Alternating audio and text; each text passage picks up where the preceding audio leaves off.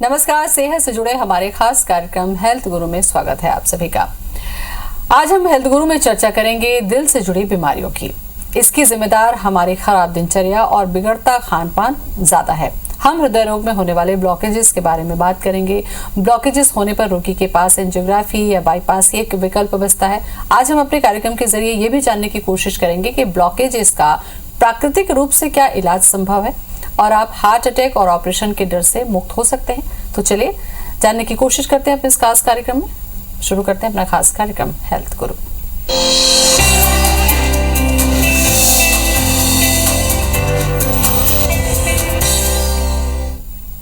और इस पर ज्यादा जानकारी देने के लिए हमारे साथ स्टूडियो में मौजूद है माधवबाग की विशेषज्ञ क्लिनिकल हेड डॉक्टर पूजा बागे। डॉक्टर पूजा, बहुत बहुत स्वागत है आपका।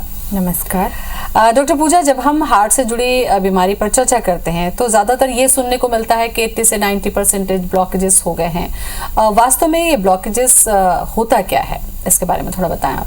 जी, ब्लॉकेज का मतलब होता है कि जो हमारी ब्लड वेसल्स है उसके अंदरूनी भाग में चर्बी का जम जाना। तो जब हम कहते हैं या हम सुनते हैं कि 80% ब्लॉकेज हो गए हैं या 90% ब्लॉकेज हो गए हैं, तो ये जो होता है, ये जो परसेंट बताते हैं, जब हम जनरल एक एंजियोग्राफी कराते हैं जिसे कोरोनरी एंजियोग्राफी कहते हैं, तो उसमें क्या होता है, एक डाई होता है जो हमारी ब्लड वेसल्स में डाला जाता है। और जब वो हार्ट में, हृदय में जब वो डाई जाता है, घूमता है, और जब वो ब्लड वेसल्स से पार होता है, तो जहाँ वो अच्छे से पार हो जा रहा है जिन ब्लड वेसल्स से, तो इसका मतलब हम समझते हैं कि हाँ, वो ब्लड वेसल्स ठीक है, उनका स्वास्थ्य ठीक है। लेकिन जब उसके प्रवाह में कहीं रुकावट आती है, थोड़ा कम प्रवाह होता है, तो डॉक्टर फिर अनुमान के आधार पर बताते हैं कि हाँ, यहाँ पे 40% ब्लॉकेज हो सकता है, 50% हो सकता है या 90% हो सकता है। तो ये जो कोरोनरी एंजियोग्राफी होती है, इसकी जब रिपोर्ट आती है और डॉक्टर कहता है कि आपको 80% है ब्लॉकेज है या 90% है, तो ये एक अनुमान पर आधारित होता है, ये उतना सटीक नहीं होता है। आज हमने किसी पेशेंट को कहा कि 90% ब्लॉकेज है, तो कल उसे 80 या 75% भी कह सकते हैं। इसमें इतना वेरिएशन मिलता है। बट इसकी जगह अगर हम एक सीटी एंजियोग्राफी कराते हैं तो इसमें रियल क्वांटिफिकेशन मिलता है, ये अपेक्षाकृत अधिक सटीक है। बिल्कुल। जब हम बात करते हैं ब्लॉकेजेस की, तो ज्यादातर जब, जैसा कि आपने भी बताया कि डॉक्टर अगर कहता है कि 80 से 90% ब्लॉकेजेस हैं, तो व्यक्ति इसी बात से डर जाता है कि उसको किसी भी समय हार्ट अटैक तो नहीं हो जाएगा, क्या उसकी जान को खतरा तो नहीं होगा। इस बारे में क्या कहेंगे आप? जी, क्योंकि ये दिल से जुड़ी समस्या है और लोग इसके लिए बहुत ज़्यादा गंभीर रहते हैं, तो उन्हें ये डर सताता है कि हाँ, ब्लॉकेज है, मतलब अगली बार अब हमें कभी भी हार्ट अटैक आ सकता है। तो ऐसा नहीं है। ब्लॉकेज एक लंबी प्रक्रिया है। इसका मतलब होता है कि आपके ब्लड वेसल्स में धीरे धीरे धीरे चर्बी जम रही है। और हार्ट अटैक में क्या होता है कि ब्लड वेसल्स के अंदर ब्लड का थक्का बन जाता है, ब्लड की गुठली बन जाती है। जैसे हमें शरीर के बाहर चोट लगती है और रक्त बहता है, खून बहता है, तो वो 1 से 3 मिनट में जम जाता है क्योंकि वहाँ ब्लड क्लॉट हो जाता है। वैसे ही जब हमारे बॉडी के अंदर ब्लड वेसल्स का स्वास्थ्य अच्छा नहीं है, तो वहाँ पे भी इंजुरी हो जाती है और वहाँ पर फिर ब्लड का थक्का बन जाता है, और इस खून के थक्के के कारण हमें हार्ट अटैक आता है, न कि ब्लॉकेज के कारण। ये बात आंशिक सत्य है कि ब्लॉकेज के कारण हार्ट अटैक आता है। मेरा शुगर हमेशा 300 के आसपास रहता था, बीपी 180। तो ऐसा मेरा इलाज चलते रहा। अचानक 2017 में मुझे अटैक आ गया, जो मुझे यहाँ पर एक हॉस्पिटल में भर्ती किया गया। वहाँ उन्होंने मुझे एंजियोग्राफी किया, और एंजियोग्राफी करने के बाद में तुरंत मुझे ऑपरेशन करने की सलाह दी है। बोले आपका ओपन हार्ट करना पड़ेगा, आप बहुत सीरियस हो। फिर दूसरे दिन ही हम लोग को माधवबाग का मालूम था। हमारे बहनों ने आज से 5 साल पहले इलाज करवा चुके थे, वो बढ़िया थे, तो उनका देख के फिर हम लोग माधवबाग गए। फिर उन्होंने मुझे 21 दिन का किट दिए और डेली मेरे से शाम को रिपोर्ट लेते थे वो किट है। उसके बाद में फिर मुझे पीलिया हो गया था। पीलिया के बाद में मेरे लीवर में पानी भर गया था, वो भी माधवबाग से ही मेरा ठीक हुआ। और शुगर ही मेरा भी एकदम नॉर्मल रहता है, बीपी भी एकदम नॉर्मल रहता है। जिस समय मेरे अटैक आया था उस समय मेरा वजन 68 किलो था, अभी मेरा 50 किलो वजन है। अभी एक जिंदगी भगवान ने दिया, दूसरी जिंदगी मुझे माधवबाग से मिली। डॉक्टर साहब, कई बार ये भी देखा गया है कि जिन लोगों में ब्लॉकेजेस होते हैं, कई बार उनको कोई तकलीफ ही महसूस नहीं होती, और ज्यादातर ये कहा जाता है या वो कहते हैं कि जब वो बहुत तेज चल रहे हैं उस समय पर उनको छाती में दर्द हो रहा है या फिर सांस फूल रही होती है। तो ऐसे मरीजों को क्या करना चाहिए? जी, ऐसे मरीजों को अपनी जांच कराना चाहिए। ब्लॉकेजेस में क्या होता है कि हार्ट को प्रॉपर ब्लड सप्लाई नहीं होता है, तो तो उसे प्रॉपर न्यूट्रिशन नहीं मिलता है। अगर उसे प्रॉपर न्यूट्रिशन नहीं मिलेगा तो वो हार्ट कमज़ोर होने लगता है। तो इसका पहला लक्षण ये मिलता है कि हम चल रहे हैं या काम कर रहे हैं तो छाती में कुछ भारीपन महसूस होगा या सांस फूलेगी। फिर जैसे जैसे ये रोग बढ़ते जाता है तो फिर छाती में दर्द, पीठ में दर्द या धड़कन का महसूस होना, ये सब लक्षण महसूस होते हैं। तो अगर आपको ऐसे लक्षण महसूस हो रहे हैं तो आप कोई भी क्लिनिक में जाकर एक ईसीजी करवाइए, स्ट्रेस टेस्ट करवाइए।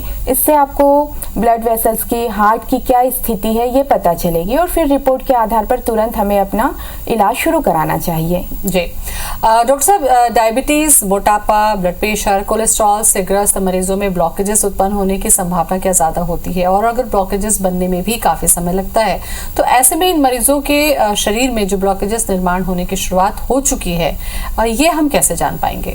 एक्चुअली आपने अभी जो भी डिजीज़ कही कि डायबिटीज़ है या मोटापा है या कोलेस्ट्रॉल है या ब्लड प्रेशर बढ़ा हुआ है, ये सब हार्ट डिजीज़ के रिस्क फैक्टर हैं।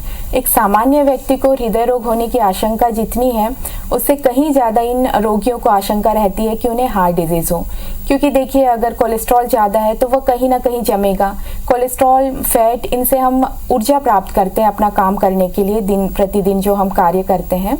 तो वो जितनी ऊर्जा चाहिए वो उसके बाद जो बच रही है कैलोरी के रूप में, वो फैट के रूप में कहीं ना कहीं बॉडी में जमेगी। तो वो आर्टरीज में भी जमती है और उसको ब्लॉक करती हैं। डायबिटीज़ में भी जो एक्स्ट्रा शुगर है जो हमारे ब्लड में घूम रही है, वो चर्बी के रूप में हमारी आर्टरीज में जमती हैं और ये सब आर्टरीज का है, ब्लड वेसल्स का है, स्वास्थ्य खराब करती हैं। और इसकी जो ब्लड वेसल्स का एक नॉर्मल गुण रहता है कि वो इलास्टिक रहती है, लचीली रहती है, उसे वो कम करके उसे कठोर बना देती है। इसके कारण उसमें इंजुरी होती है और इन्फ्लामेशन होता है। तो जिससे निपटने के लिए WBC प्लेटलेट्स वहाँ आकर जमा होते हैं और वहाँ पे फिर ब्लॉकेज बनाते हैं। तो ये समस्या धीरे धीरे धीरे बढ़ती जाती है और फिर वो ब्लॉकेज का साइज बढ़ता जाता है और बाद में गंभीर हृदय रोग हो सकते हैं। ब्लॉकेजेस के संबंध में जब ट्रीटमेंट की बात आती है तो कई मरीजों को एंजियोप्लास्टी या बाईपास जैसे ऑपरेशन का सजेशन दिया जाता है। क्या आपको लगता है कि बिना ऑपरेशन के भी इस कंडीशन में उपचार किया जा सकता है? जी बिल्कुल। जैसे ब्लॉकेज का हम नाम सुनते ही हैं तो पहले ही पेशेंट के दिमाग में आता है कि अब तो मुझे एंजियोप्लास्टी या बाईपास ही कराना पड़ेगा, वही मेरी चिकित्सा है।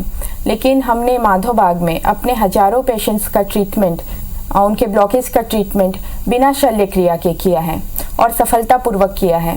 इसका एविडेंस भी रखा हुआ है, कई जर्नल्स में हमारी जो ये रिपोर्ट है ये प्रकाशित हो चुकी है।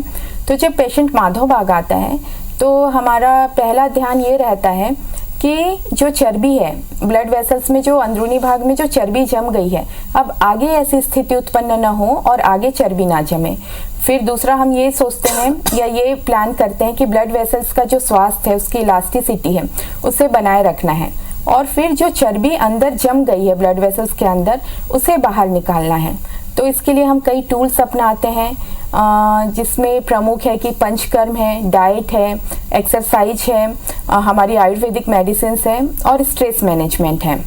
तो टिपिकली हम इसमें जो पंचकर्म करते हैं ब्लॉकेज के मैनेजमेंट के लिए, उसमें हम स्नेहन, स्वेदन, हृदय धारा और बस्ती करते हैं। तो स्नेहन में बॉडी का एक विशिष्ट डायरेक्शन में एक विशिष्ट तेल से मसाज करते हैं, जिससे कि जो वेनस ड्रेनेज रहता है वो हार्ट की तरफ पहुँचे, मैक्सिमम ब्लड फ्लो हार्ट की तरफ हो। और इसके बाद औषधीय काढ़ों से भाप दी जाती है, जिससे कि शरीर के जो टॉक्सिन्स हैं वो त्वचा के माध्यम से बाहर निकलते हैं, शरीर में हल्कापन आता है। फिर हृदय धारा ये प्रोसेस करते हैं, इसमें औषधीय काढ़े एक निश्चित दूरी से हृदय पर गिराए जाते हैं, जिससे उसकी मांसपेशियों को बल मिलता है, हृदय की तरफ रक्त प्रवाह बढ़ता है। और बस्ती में एनल रूट से बॉडी में दवाई पहुंचाई जाती है, इससे भी हार्ट की तरफ ब्लड फ्लो बढ़ता है। ये सारी प्रोसेस से जो है आर्टरीज हैं, ब्लड वेसल्स हैं, उनका स्वास्थ्य अच्छा होता है। इसके बाद मेडिसिन का उपयोग करते हैं कि जो बॉडी में कोलेस्ट्रॉल को कम करती हैं, हार्ट की ताकत बढ़ाती हैं और ब्लड वेसल्स को स्वस्थ करती हैं। फिर एक्सरसाइज, योग, ये सिखाने के लिए हमारे पास एक MIB पल्स ऐप है। इसमें दिन भर लाइव सेशंस चलते हैं जो पेशेंट को बताते हैं कि आपको किस टाइप की एक्सरसाइज करना है, आपकी डिजीज़ के अनुसार आपके लिए कौन सी एक्सरसाइज फ़ायदेमंद होगी। इसमें आप डेली बेसिस पर एक्सपर्ट से बात कर सकते हैं, अपने डॉक्टर से चैट कर सकते हैं और डॉक्टर्स भी मॉनिटर करते हैं कि आपने एक दिन में कितनी एक्सरसाइज की है, कितनी कैलोरी बर्न की है। इसकी मॉनिटरिंग डेली होती है इसमें। और फिर योग, पॉजिटिव थिंकिंग, मोटिवेशनल चीज़ों से हम उनको पॉजिटिव बनाए रखते हैं कि उनके तनाव का है प्रबंधन हो सके। तो ये सारी चीज़ें एक साथ करते हैं तो ब्लॉकेज रिवर्स होने लगते हैं। और इसे हम दिखाते भी हैं कि पहले ट्रीटमेंट के पहले CT एंजियोग्राफी में आपकी ब्लॉकेज का क्या परसेंटेज था और ट्रीटमेंट के बाद CT एंजियोग्राफी जो कराई है उसमें ब्लॉकेज का क्या परसेंटेज है। तो ये देख के पेशेंट भी संतुष्ट होते हैं। और इसके बाद में हम ये उन्हें स्वस्थ जीवन शैली सिखाते हैं कि एक बार अगर ब्लॉकेज रिवर्स हो गए तो आप फिर जिंदगी भर इस तरीके की जीवन शैली अपनाइए कि आगे ब्लॉकेज ना हो। जी, काफ़ी अहम बात आपने कही डॉक्टर पूजा। यहाँ पर जो सबसे अहम सवाल है जो ब्लॉकेजेस के लिए आपने कहा कि जो जिम्मेदार है वो है हमारा अनुचित आहार और व्यायाम की कमी। ये दो चीज़ है, क्योंकि आहार से हमको एनर्जी मिलती है और व्यायाम से हमारी फिटनेस रहती है। तो थोड़ा सा डिस्क्राइब करिए कि आहार हमें एक स्वस्थ व्यक्ति को जिसको अभी हार्ट डिजीज नहीं है कैसा रखना चाहिए और व्यायाम किस तरीके के अपने रूटीन लाइफ में रखने चाहिए।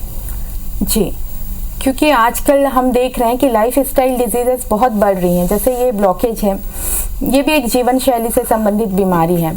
अगर हम उचित आहार विहार लेंगे तो ये सब बीमारियां नहीं होंगी। जैसे हम अपना इंडियन जो भोजन देखते हैं उसमें बहुत ज़्यादा कार्बोहाइड्रेट रहता है। जैसे हमने जो चावल खा रहे हैं या रोटी खा रहे हैं या नाश्ते में पोहा खा रहे हैं या सूजी का कोई आइटम खा रहे हैं, ये सब कार्बोहाइड्रेट रिच है। जनरली हमारे खाने में यही होता है, उसी को हम चेंज कर करके थोड़ा बहुत बनाते हैं और उसमें प्रोटीन की मात्रा, फाइबर कंटेंट, ये सब काफ़ी कम होते हैं। तो हमें एक संतुलित आहार लेना है। मतलब एक तो कार्बोहाइड्रेट कम करना है, जैसे कार्बोहाइड्रेट जो मैंने अभी बताया उसकी मात्रा कम करनी है।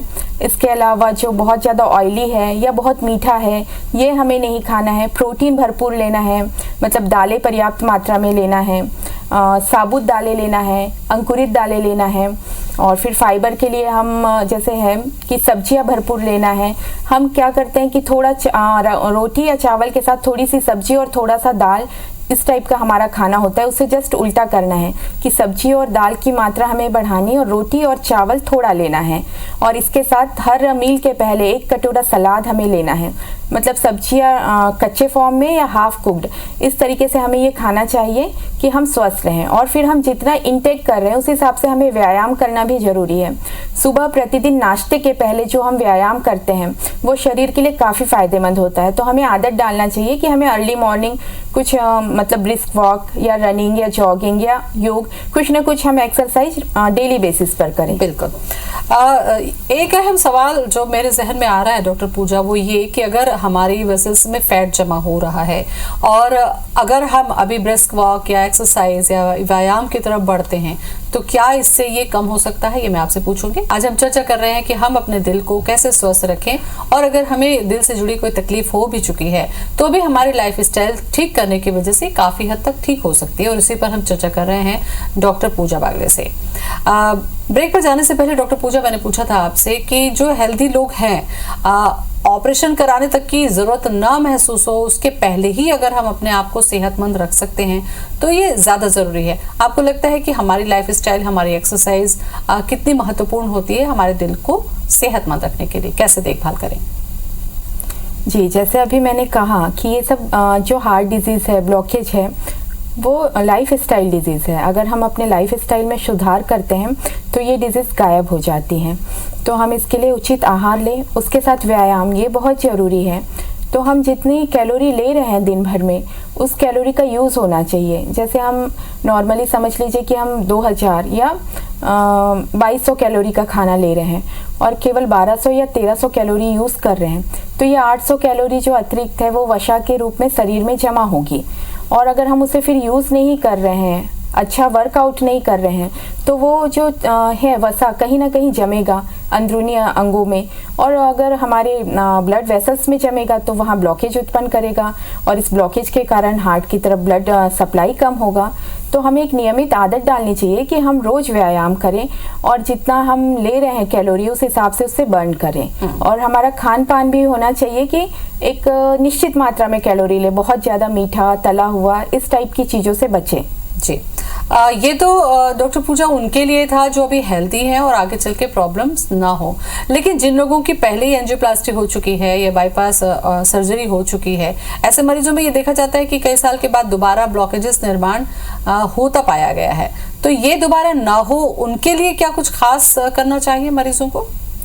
जी देखिए, एंजियोप्लास्टी जब पेशेंट्स हैं, ब्लॉकेज वाले पेशेंट्स हैं, उनकी एंजियोप्लास्टी हुई है, इसका मतलब क्या होता है कि जो ब्लॉकेज है उसे शरीर से बाहर नहीं निकाला गया है, बस उसे वहीं पे ब्लड वेसल्स में दबा दिया गया है। एंजियोप्लास्टी में करते क्या है कि एक स्प्रिंग जैसी चीज़ होती है जिसे ब्लड वेसल में डाला जाता है और वो स्प्रिंग फैल के ब्लॉकेज को वहीं दबा देता है, उसे बाहर नहीं निकालता है। और बस है ये होता है कि ब्लड फ्लो होने के लिए थोड़ी स्पेस मिल जाती है वहाँ पे, तो कुछ दिनों तक तो रोगी को आराम रहता है। लेकिन हमने इसके मूल कारण की तो चिकित्सा नहीं की, ब्लॉकेज क्यों हुआ इस कारण की चिकित्सा नहीं की, तो धीरे धीरे उस ब्लड वेसल में ना सही तो दूसरी में या कहीं और फिर से ब्लॉकेज होने लगेगा। और जो हमने स्प्रिंग या जो स्टंट डाला है ब्लड वेसल में, वो एक फॉरेन बॉडी है हमारी बॉडी के लिए, तो बॉडी उस पर भी प्रतिक्रिया करती है और वहाँ पे फिर से ब्लॉकेज होने लगता है। तो इन सब चीज़ों से बचने के लिए हमें यही करना है कि अपनी लाइफ स्टाइल सुधारना है, हम अपने खान पान की आदतें बदलना है, व्यायाम करना है, तनाव रहित जीवन जीना है। तो ये सब जब हम छोटी छोटी आदतें अपनी बदलते जाएंगे और इसे अपनी जीवन शैली में ऐड करेंगे तो ये ब्लॉकेज नहीं होंगे। अचानक मेरी तबीयत बिगड़ गई जिससे मैं सांस लेने में बहुत तकलीफ जा रही थी और चलने फिरने में भी बहुत थक जाता था मैं, और रात में जब सोता था तो अचानक आँख जैसी बंद हुई, ऐसा मतलब सांस बिल्कुल बंद हो गई, ऐसा करके अचानक उठता था और पसीना वसीना आता था बहुत जम के। फिर ऐसे ही हमारे मित्र भी जो पंजाब पवार हमारे साथ में आए, वो यहाँ से इलाज करा के जा चुके थे, उनने मेरे को साथ में लेके आया और यहाँ पर इलाज करा और मैं करीब 10 दिन यहाँ एडमिट रहा। माधव बाग में आके यहाँ के अगर अपन ने हेल्दी लाइफ अपन ने यूज किया तो किसी प्रकार की किसी कोई तकलीफ नहीं हो सकती है, ना ही कहीं डॉक्टर के पास जाने की आवश्यकता, ना हॉस्पिटल जाने की आवश्यकता है। प्रॉपर्ली यहाँ के डाइट पे आपको करना पड़ेगा और योगा जो होता है, योगा अगर खान पान पे विशेष ख्याल रखना पड़ेगा। ज्यादातर ये देखा गया है डॉक्टर पूजा कि अगर हार्ट से जुड़ी बीमारी है तो लगता है कि सीधे हमें एलोपैथी डॉक्टर से मिलना चाहिए, अटैक हो गया या ब्लॉकेजेस हो गए। ऐसे में माधव बाग किस तरीके से ट्रीट करता है और कितना अच्छा रिजल्ट आप लोगों को मिलता है? जी, अगर ब्लॉकेज हो गए हैं तो अगर पेशेंट सोचते हैं कि अब हमें सर्जरी ही कराना चाहिए, तो अगर हम चाहते हैं कि हम बिना सर्जरी के स्वस्थ रहें या आगे ये प्रॉब्लम ना आए, तो माधव बाग इसमें बहुत हेल्प करता है। एक तो हमारी सबसे पहले कोशिश ये रहती है कि हम रिस्क फैक्टर्स जो है डायबिटीज़, बीपी, कोलेस्ट्रॉल, इनके पेशेंट्स को ठीक कर लें कि आगे हार्ट डिजीज़ तक पहुँचे ही नहीं। फिर हम अपने पेशेंट को नियमित एजुकेट करते रहते हैं वेबिनार्स के माध्यम से, लेक्चर्स के माध्यम से, कि उन्हें किस तरीके की जीवन शैली अपनाना चाहिए, किस तरह से व्यायाम करना चाहिए और क्या क्या प्रिकॉशन लेना चाहिए अगर उन्हें कोई डिजीज़ है तो, कि आगे कंडीशन और गंभीर ना हो बल्कि अच्छी होती जाए। तो अगर पेशेंट माधव बाग में आता है तो हम एक स्ट्रेस टेस्ट करते हैं पेशेंट का। स्ट्रेस टेस्ट के माध्यम से आपके ब्लड वेसल्स की स्थिति, आपके हार्ट की स्थिति पता चलती है कि हार्ट स्वस्थ है या कोई प्रॉब्लम है। फिर उसके हिसाब से हम उनका ट्रीटमेंट शुरू करते हैं। तो माधव बाग आते हैं तो उन्हें काफ़ी हेल्प मिलती है। बिल्कुल डॉक्टर पूजा, अगर स्ट्रेस पर हम बात करते हैं, स्ट्रेस मैनेजमेंट एक बहुत बड़ी चुनौती है क्योंकि हर दूसरा व्यक्ति किसी न किसी तरीके के स्ट्रेस में जी रहा है। ये स्ट्रेस किस तरीके से हार्ट को प्रभावित करता है? जब व्यक्ति स्ट्रेस में होता है तो शरीर में अलग तरीके के हार्मोन्स बनते हैं जो शरीर की सेल्स के साथ क्रिया करके उनसे डैमेज करते हैं, और इस स्ट्रेस वगैरह से फिर ये बीपी की समस्या होती है, नींद नहीं आना, इस टाइप की समस्या होती है। एड्रीनलिन, नॉन एड्रीनलिन, ये हार्मोन्स बनते हैं और शरीर में विभिन्न तरीके के लक्षण उत्पन्न होते हैं। जो स्ट्रेस टेस्ट करते हैं आप लोग, उससे क्या लेवल पता चलता है कि किस हद तक स्ट्रेस का लेवल है और हमें किस तरीके की मेडिसिन पे जाना है या वर्कआउट या खान पान पे रहना है? ओके, ये जो मैंने स्ट्रेस टेस्ट कहा, ये एक्चुअली हार्ट का टेस्ट है, मतलब ये तनाव के लिए नहीं है। इसे रनिंग ईसीजी लगी होती है पेशेंट को, और उसे 15 मिनट एक ट्रेडमिल पर दौड़ाया जाता है या चलाया जाता है। उसकी 5 स्टेजेस होती हैं। तो जब पहली स्टेज होती है, दूसरी, धीरे धीरे उसकी गति और उसकी जो इंक्यूबेशन है वो बढ़ती जाती है। तो जब पेशेंट उसमें चलता है तो हम ईसीजी देखते हैं और देखते हैं कि उसमें क्या चेंजेस आ रहे हैं। उस हिसाब से हम बताते हैं कि हाँ, हार्ट की स्थिति क्या है। कई बार ये होता है कि व्यक्ति बैठा है तो बड़ा आसान है, थोड़ा बहुत चल रहा है तो भी ठीक है, लेकिन कई बार ये देखने को मिलता है कि वो बहुत देर तक या बहुत लंबी दूरी तक वो चल नहीं पाता है। ऐसे पेशेंट को क्या ये अलर्ट हो जाना चाहिए कि ये सिम्टम्स जो है वो हार्ट डिजीज की तरफ इशारा करते हैं? जी बिल्कुल। ये समस्या इसलिए हो रही है कि जब वो रेस्ट की स्टेज में है या बैठा है तो बॉडी को ब्लड सप्लाई उतनी नहीं चाहिए जितना हार्ट ब्लड सप्लाई कर रहा है, उसमें उसका काम चल रहा है। लेकिन जब वो दौड़ रहा है, चल रहा है, एक्सरसाइज कर रहा है तो बॉडी की डिमांड बढ़ जाती है ब्लड की, और हार्ट कमज़ोर हो चुका है, वो उतना सक्षम नहीं है कि उस डिमांड को पूरी कर सके। इसलिए उस समय चलते समय, सीढ़ी चढ़ते समय या तो थकान महसूस होती है या छाती में दर्द महसूस होता है, सीने में भारीपन महसूस होता है। तो ये सब चीज़ें बता रही हैं कि आपका हार्ट उतना मजबूत नहीं है। तो आपको जाकर अपनी टेस्ट करानी चाहिए, ईसीजी या जो मैंने अभी कहा स्ट्रेस टेस्ट, डॉक्टर से मिलना चाहिए, पूरा चेकअप कराना चाहिए। फिर आपको डॉक्टर बताएंगे कि वास्तव में ये हार्ट की कोई बीमारी है या एक्सरसाइज की कमी है या किस कारण इस टाइप के लक्षण उत्पन्न हो रहे हैं। और अगर ये ब्लॉकेजेस इतने ज्यादा हैं, 80 से 90% तक हैं डॉक्टर पूजा, तो क्या माधवबाग में ट्रीटमेंट के जरिए ये 80 से 90% जो ब्लॉकेजेस होते हैं, क्या आपने देखा कि ये क्योर हो जाते हैं, रिजल्ट हमको अच्छा मिलता है? जी जी बिल्कुल हो जाते हैं। मैंने पहले जैसे बताया कि जो 80 से 90% ब्लॉकेज कह रहे हैं वो जनरली एक अनुमान ही होता है, क्योंकि 90% पेशेंट जो होते हैं कोरोनरी एंजियोग्राफी की रिपोर्ट लेकर आते हैं और उसमें जो कहा गया है कि 80% ब्लॉकेज है या 90% ब्लॉकेज है, एक अनुमान पर आधारित है। और मान लीजिए अगर वो सिटी एंजियोग्राफी की भी रिपोर्ट लेके आते हैं और 90% ब्लॉकेज है, तो जो माधवबाग में हम जो ट्रीटमेंट करते हैं उसके बाद ब्लॉकेज निश्चित रूप से कम होते हैं, जिसे हम बिफोर एंजियोग्राफी और ट्रीटमेंट आफ्टर ट्रीटमेंट एंजियोग्राफी में हम पेशेंट्स को दिखाते भी हैं ताकि वे संतुष्ट भी हो सके। अच्छा, ये जो पंचकर्म है जिसमें आपने 500 चीजों को शामिल की है, उसका असर मरीज पर कैसा रहता है? क्या वो सेटिस्फाइड हो पाता है? उसको रिजल्ट कब तक मिल पाता है? जी, जब हमारे पास पेशेंट आते हैं और जब हम उनका ट्रीटमेंट शुरू करते हैं तो पहली ही सीटिंग से उन्हें आराम मिलने लगता है। जो उनको समस्या आ रही थी कि सांस फूल रही है या छाती में दर्द हो रहा है या धड़कन फील हो रही है, तो जब वो पहली सीटिंग लेते हैं, मसाज करा के जाते हैं, स्वेदन करा के जाते हैं, हृदय धारा, तो उन्हें काफ़ी आराम मिलता है। बल्कि वो अगले दिन आकर कहते भी हैं कि डॉक्टर साहब मुझे काफ़ी रिलैक्स फील हुआ, पहले मुझे नींद नहीं आ रही थी, घबराहट हो रही थी, अब अच्छे से नींद आने लग गई, क्योंकि ये जो पंचकर्म की जितनी भी प्रोसीजर हैं वो बॉडी को रिलैक्स करती हैं। तो उसके बाद उन्हें काफ़ी आराम फील होता है। चलिए, तो काफ़ी अहम जानकारी आज आपने दी डॉक्टर पूजा, बहुत बहुत धन्यवाद आपका। धन्यवाद। तो सबसे अहम यही होता है कि हम अपनी लाइफस्टाइल को मैनेज रखें। सादा खाना और अच्छा व्यायाम अगर हमारी दिनचर्या में शामिल है तो हार्ट डिजीज से हम बच सकते हैं। लेकिन अगर आपको हार्ट डिजीज हो गई है तो भी सर्जरी कराने से पहले बेहतर है कि अपनी लाइफस्टाइल को चेंज कर सर्जरी के प्रोसेस तक जाने से आप बच सकते हैं। फिलहाल इतना ही। नमस्कार।